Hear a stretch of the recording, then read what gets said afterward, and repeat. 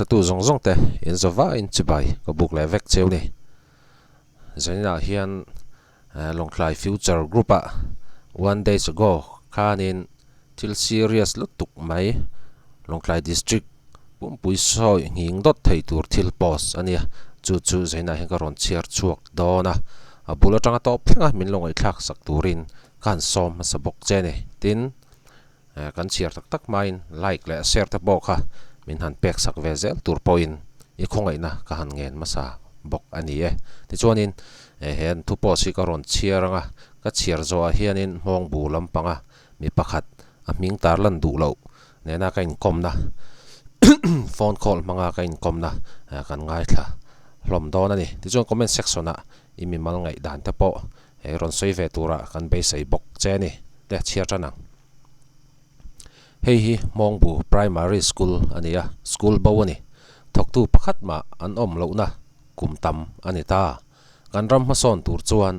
ma son na khai ro langai taun chunga zirtir tu an tam em line mongbu primary school a zirtir tu pakhat ma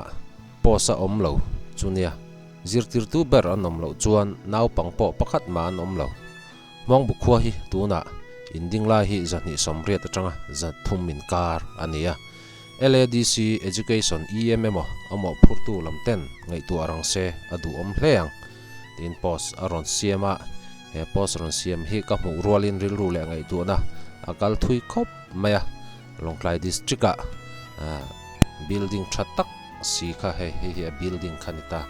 school building chu tha khop maya ta hian zirtir tu pakhat ma anom lova zirtir tu nom lo chuan school naw pangpo kha an om lo ngal don ti kha a chiang hal em maya he school a hian zirtir tu an om lo kuma hi kum thum kum li borvel ni to in a hriata a poi khop maya he thil serious lutuk mai ani awangin kan council kan district council a omo phurtu education em point he thili chu arang lama abo zui ngal watakha a thak khop maya let chuanin mong bu lama phone call a kain biak na hi i han ngai thlateng o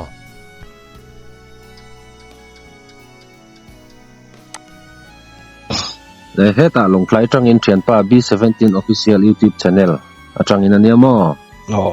longklai future group a ithu post pakhat mongbu primary school a zirtir tu amlo chungchang i lo post kha kalo kami post kha ngai tu na kal thui viu me thil serious lutuk tak mai thil kha ani awangin yin hun rei lo te kami chungchang kha hun min siam sak lok peingam le tereng ani chuanin zona hen zot ngal ta mai tai la kha longklai future group a khanin mongbu a mong primary school a zirtir tu anom lo chungchang khai lo post ta a khala chungchang vela kha in ti ka tangin nge zirtir tu an om lo ti vel te kha khongain min han soi sak don em niang mongbu primary school hi adin na hi re to khap mai adin kum che ka shet che la na sang kha zak kwa somriat chho vela chan din chu ni ka ringa kum fiang sia sel fai ta ken sia thei to lo ta wa ro chu sikul thatak khani thina kan ge mani ko kan kal chona mi shim shima chuan kan nau pan nai sang ni som kwa pariat ko sang hi chover kha chuan zia tir tu pa hi henom thina mo shetina chuan chuan fan do thak tang zia tir tu pa hi headmaster le zia tir tu pakhat kha an boral hlo ma ani tak chu chuan chumi an boral nu chuan zia tir tu an nom lo ta kha chuan midang po khanom mai thaya midang kha chu kan hmu ngai mi lo fang khan om lo tur kan ngai mai ya purin sang ale pozau suwa kha kan shet chin khan me mo chuan kami an ma ni pani an boral tak nu khan hong bu kwa mi thau pakhat ni chia pakhat hian lata mo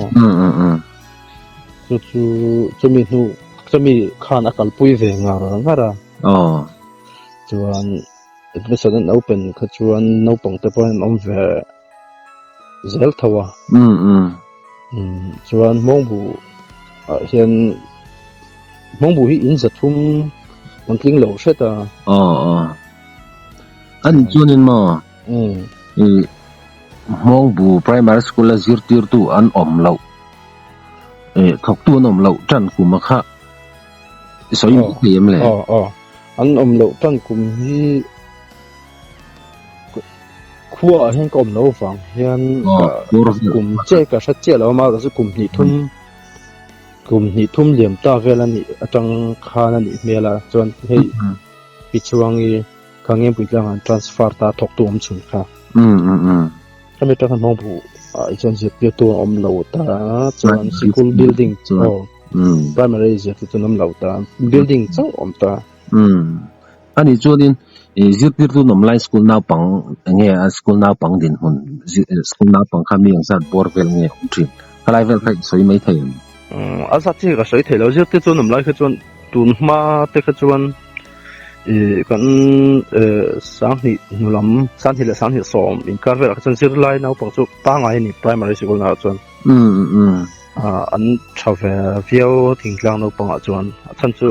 thingtlang te chu uniform le moza pheikhok uniform bag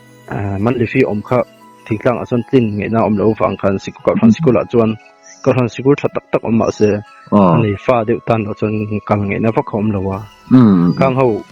nei fa lo deuh ho kha chu primary in admit lo thei lo wa ta khan sikul no pang chu azat che soi thei che lo na nge na nom fe a renga ani tak chu ani chuanin khami primary school a zirtir tu om lo chungchang kha musil lama kan fuai tu kan ram fuai tu te education in charge ti teng hang ho he na khanin zia kin emo tongka in mo thlen ani to thin nem VC lam pang hian an thlen to lo ka sha ni lo mo cha chu khu chu kan om maklon tun lai VC in than le engmo borok fe la hian VC le wele lam pang hian an thlen to lo ka sha me lo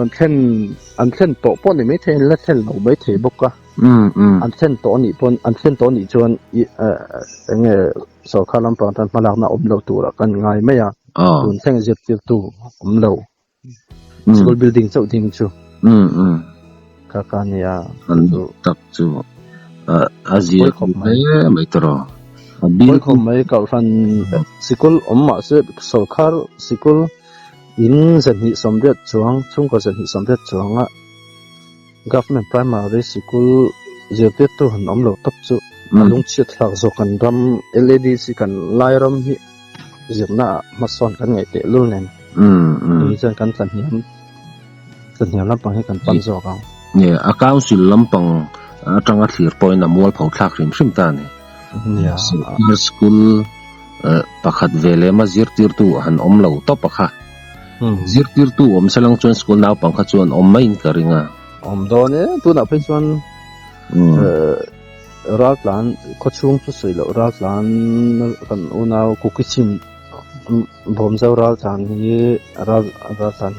in somnga somrok karvalan dia chung ho no pang ho pai chu cậu thằng sĩ cô lại đặt mid don se uniform lại bag kiếm lấy ngay à man le fit et choi lấy ngay à chang te sa ni tan chan in lo chom nen tan pe ni an ni tan pe chan phur ritan ya mo ani chunin khuat chuanin cậu thằng school leng sat nge om cậu thằng sĩ cô hi ka riat chin a chan sinot ho mi son sĩ cô lo ma hei sang khat je ko som ko chho vel rang han om to ne mo ngel het khop mai a chuan sĩ cô pot khop mai chuan LKBK khan sang ni som panga nge som pro nge vel tang khan han ron din chan vele a chuan ECM sikul ni thinga bap ECM ho ka baptist an le ta ka chon baptist sikul baptist English sikul an tinge mo ne in ka chiang chia lo an ka than sikul ni fang khan kami pathum ka ka shet china chuna oma mo to na hian chuan ma ka po khan cậu khan school chu pathum hi chu om rang mong bu a hi chuan chung ko khan pathum om rang lai po chuan zir tir tu primary school a zir tir tu om lai khan school naw pang kha chuan om ve rang ta cậu khan school EFCI cậu khan te fundamental school te ECM school te om lai po chuan government primary school naw pang kha chuan om chau tho anom tho anom le chuan mong bu chuan primary school a chu an bor deuh big ti na ni ta toro anh này lâu pha được hay tiếng rằng này lâu pha được thì mấy tiếng anh này lâu với anh nhà mà rồi chứ har sa lệ xuống đi bây Trung Quốc cái tiếng hậu ngày nó tháo tóm là uniform này ngày nó tháo sẽ lâu tiếng hậu khác anh bỏ về thì nó mà khang hậu ta hắn sẽ lại khác ta khóc mà ni chuan in tu na hian in zut tir tu kha ron da ang ni ta se mo nge school naw pang hi primary school a khanin admission te hon ni ta se an ron lu du in iringem khalai vel kha hriat wacha kom ve zirtir tu thadu zirtir tu khodang mi ni lo se mong bu ko chunga po khotlang ina afelan ti hati am se le khathiam satli ni lo mi satya nom ve ni mo le khathiam satya si ma se ma ni na tui si lo ti am ve kati ang ni lo in petak tak in pedeu te chu pani thum po lo se zirlai nau pang chu kar lo an om kharing then khatten an lo vawa kal su lu chu an lo ti te ni ngot lo chuan nia zirlai na pasun om tawa chan chu ral lan nau pang rengot po hi kau han kiran ral lan nau pang rengot po chung ko khata pathum pali no ma zat chuang nom dei ni ani sikul kal lo te hi nom taw nya no pang apo ma zirlai shoi ko te tan thai chuan ani chuan mong bu primary school chuan in long klai lam pang mi nge zir tir tuan ron da nang ma ni kholam pang mong bu mi ti kha ko siat chin a hi chuan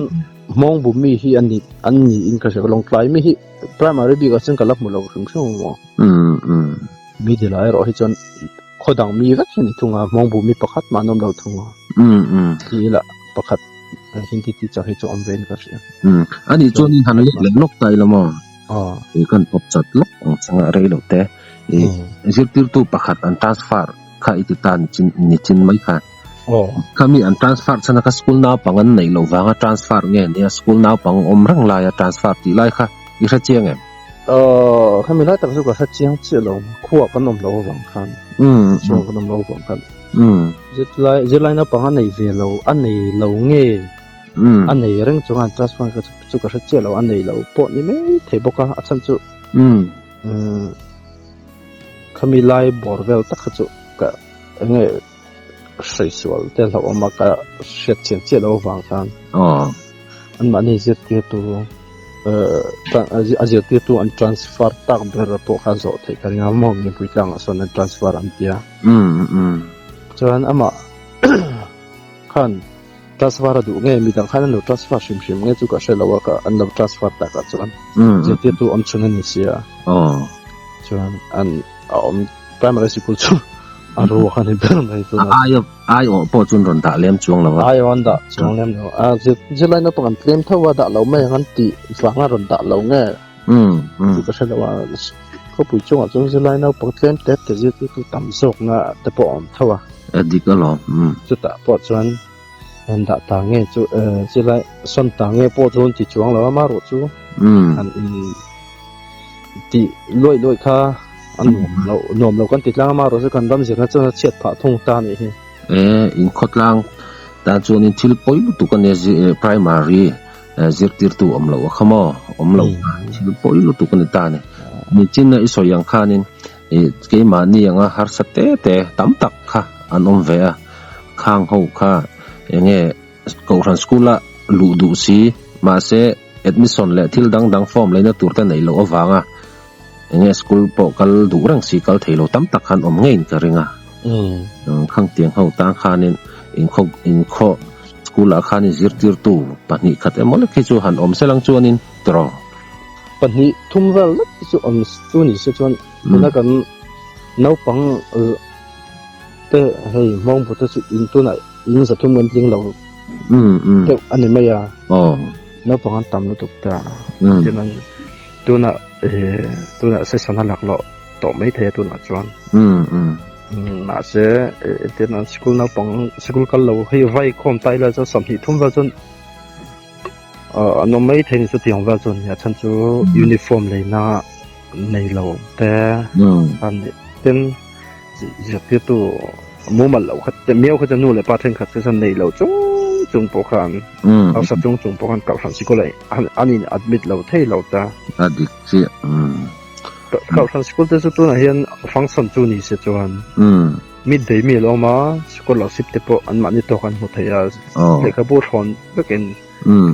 tikhan MZP pon to na lekha bu sento pon nan nora tiang tikhan da chuan uniform te po a thon tikhan an dong thei do na tengkem sarkar ne provide veka amaro chu a zeti tu be kha tat lo sa admission ka lak the ni niu lo a thei don tlat si lo wa kalai chung chang ve la kha thil serious lu tuk khan it lat me nakina in kolam panga kotlang foi tu te uile emo VCM te po lati pui don ta la tro ya VC le uile po he VC online form fill ve de so mai the bo ma VC how te po lati pui de angai antinan tuna te khan ti mol pho LADC EM lam pa te ti mol pho tum MM wang phon ni lawin kan lai ram ina zirna ati khopa nge mong bu te kholian polania LADC a chon lai we sa te chon bung tang atop de ya ni lai nang kat han sai zum chun mai che han sai chun som nok nga ti han LFG han post chan po to mo ti mol pho tum phang ni lo wa te ka chon khotlang tan chan na thil khan khotlang tan le kan ram tan kan lai ram tan kan zo ram tan kan ram kan nam tan kan khotlang tan a thatun ne hang shit man en tin an ti han lo ngoi reng lo la chit khua le tu tha kan ni lo adik chi khua le tu tha chon kan ram tu chit won kan ven tu ran adik chi chan chon foi tu te au tu te mo phur tu te ti bol pho tu mang te ko ngai mai thei boka mo ti mol pho tum lam pan ni lovin mo pho na len se tu na po entian han in nor room te po ti han ni chong lawa ma ro chu an post po de la ma han la se ma la la ro chu na po lang chong po han in nor po ngai mai thei boka lekina kha thil i lo post kha tha hi ka tilu tu ka ma ka mu che kan ka ril ro om fang ta ne khang tiang ang khanin long klai future group a khan lo post lo ta la tam tak khan kan shadon me lo ta shadon lo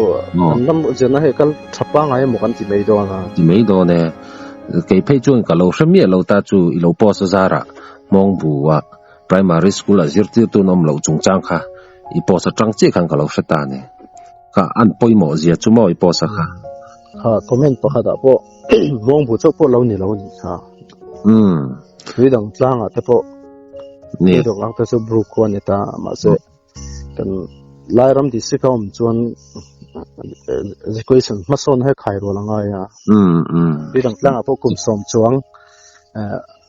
posom result hak mekin sikula local puyati te kha kala mu la zela mo mong bu chau lo ni lo ni khodang a po lo ni thoni ani chuanin atop lampang te po nai don to tai la tro he zante atlai mai dona ange mi pui nge na Longklai district kan ram foi tu te le Longklai district mi pui te nge na soidu emo in karinga yenge in kho primary school zirtir tu om lo chung changa in chuanin atop na tan min han soi sak don em ne lai yang kat dei me ne signal he chadewa kan soi chun zamang ne he poimo kho mi zirna machine tung chau kala chon zirna he poimo per ni zirna apo middle te high school te ni lo tu na chon primary machine nuna chon poimo per primary school bera that lo chon kan lai ram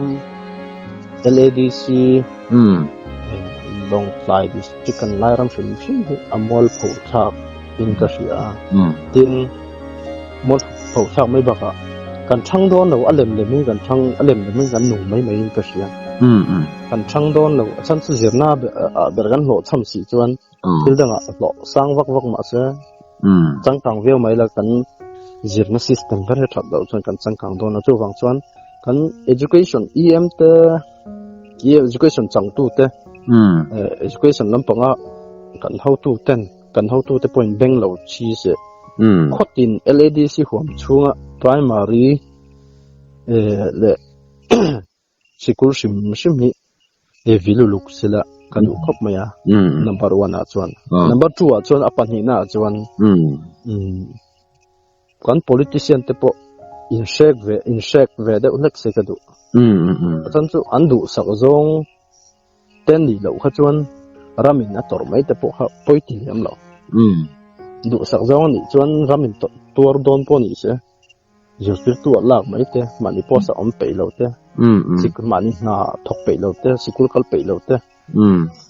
mani na tui khot lo ji ti tu te po kha lo lam du van mani du sak zong ten e va khan lo la ve le ro jel china ang te kha a boi cha ka in chu kan phoi na ne reng boka town chunga je ti tun tam em a chena ma chu ting tlang an pan le em sia chu ma son hai a khai ro lo chon eng te ka ma kan lai ram hi ma son thilonga